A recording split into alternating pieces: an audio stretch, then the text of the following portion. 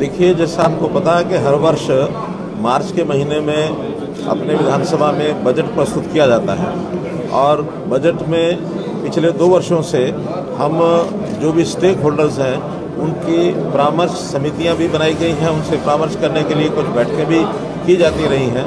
उसका बहुत बड़ा लाभ उन दिनों में, उन 2 वर्षों में हुआ है।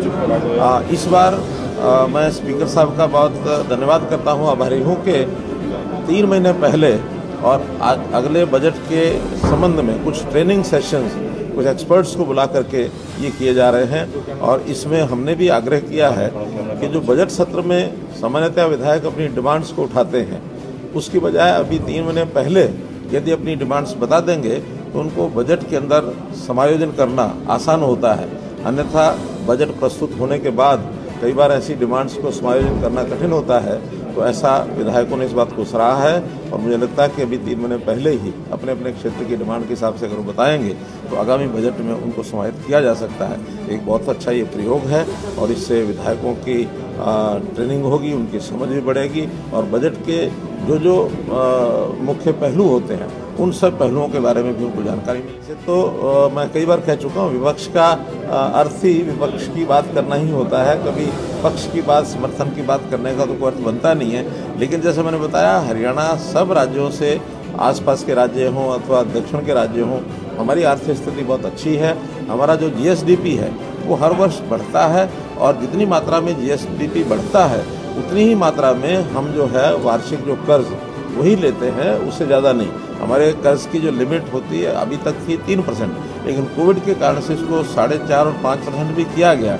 लेकिन हमने अभी भी 3.5% से ऊपर अपना बजट का जो ऋण है वो कभी प्रस्तावित नहीं किया है। और अब आगे हम विचार करते हैं कि 3.5 को भी घटा करके हम कोशिश करेंगे इसको 3% तक ही रखा जाए। जीएसडीपी बढ़ने से और हमारे स्कोप जो है हमारे पास ऋण लेने का पर्याप्त होता है, उससे हम लेते हैं और उससे विकास के काम, जनता के जो हित के काम हैं वो सब हम करते हैं।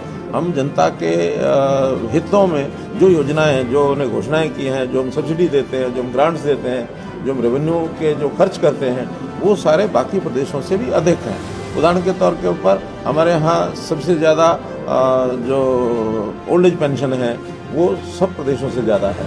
हमने अभी आयुष्मान भारत में भी, बाकी देश में तो केंद्र की जो सीमा है 1,20,000 रुपये वार्षिक की, हमने उसको 1,80,000 रुपये तक वार्षिक कर दिया है।